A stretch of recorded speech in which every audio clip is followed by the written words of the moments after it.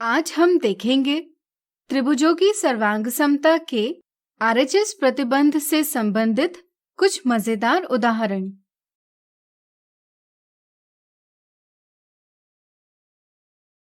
निम्नलिखित आकृति को देखकर ज्ञात कीजिए कि क्या त्रिभुज एडीबी और त्रिभुज बीडीसी सर्वांगसम यानी कॉन्ग्रुएंट है।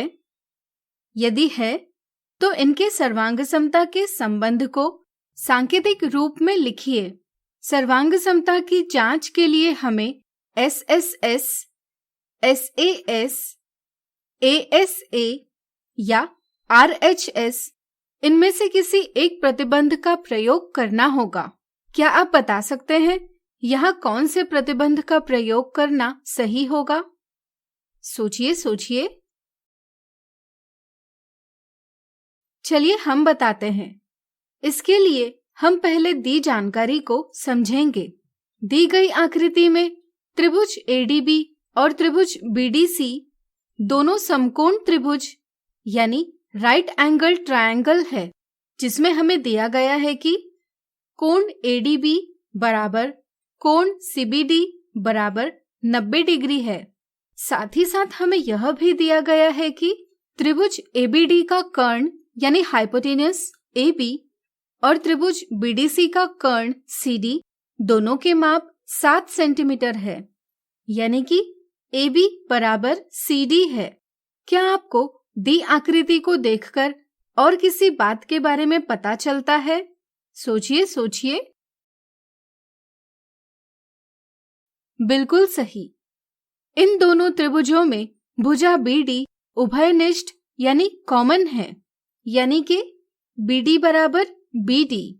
इससे हमें पता चलता है कि इन दो समकोण त्रिभुजों के कर्ण बराबर है और एक भुजा बराबर है। इसलिए यहाँ हम कह सकते हैं कि आरएचएस प्रतिबंध से त्रिभुज एडीबी और त्रिभुज बीडीसी सर्वांग सम है। तो चलिए इनके सर्वांग समता का संबंध सांकेतिक रूप में लिखें।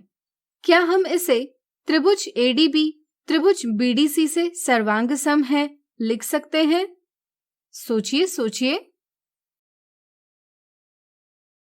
बिल्कुल सही। हम इसे इस प्रकार नहीं लिख सकते।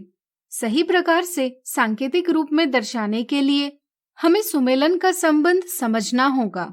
यहाँ कोण एडीबी बराबर कोण सीबीडी बराबर 90 डिग्री है। इस तरह से हम कह सकते हैं कि शीर्ष D का शीर्ष B से सुमेलन है। यहाँ AB बराबर CD है और पहले हमने निष्कर्ष निकाला है कि शीर्ष D का शीर्ष B से सुमेलन है। इसलिए हम कह सकते हैं कि शीर्ष A का शीर्ष C से सुमेलन है। इसी तरह हम शीर्ष B का शीर्ष D से सुमेलन इस प्रकार दर्शा सकते हैं।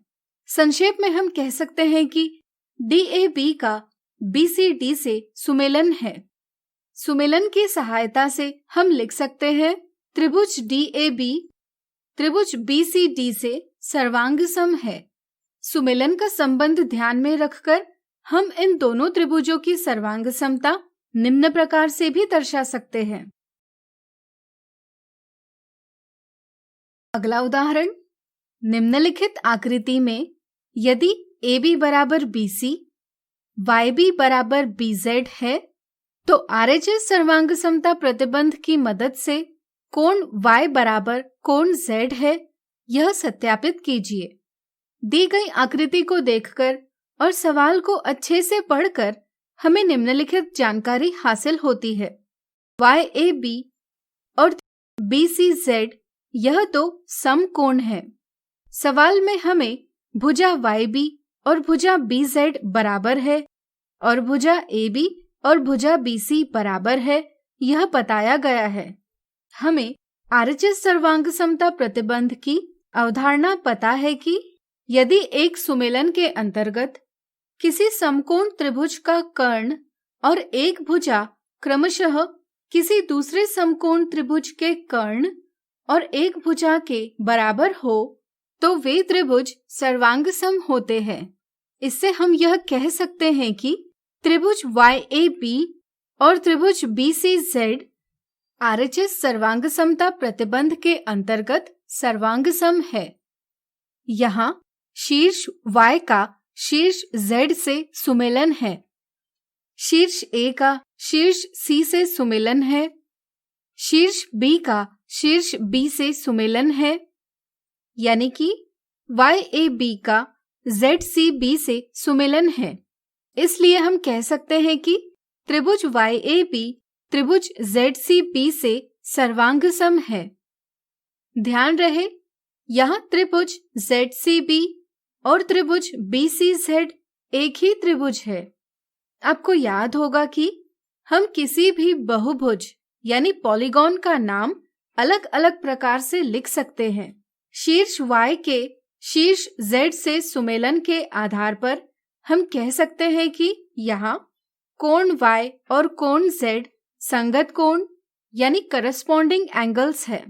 चूंकि सर्वांगसम त्रिभुज के संगत भाग समान होते हैं, इसलिए हम कह सकते हैं कि कोण Y बराबर कोण Z।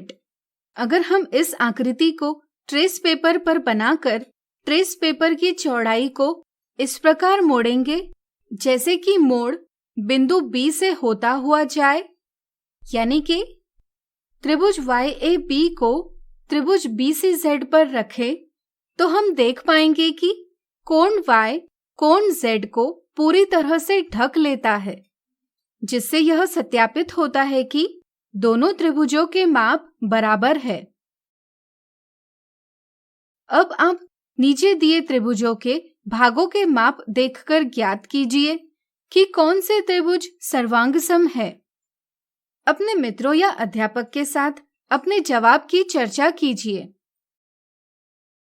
आज हमने देखे त्रिभुजों की सर्वांग समता के RHS प्रतिबंध से संबंधित कुछ उदाहरण। अगले वीडियो में इनसे जुड़ी कुछ मिथ्या धारणाओं को दूर करेंगे।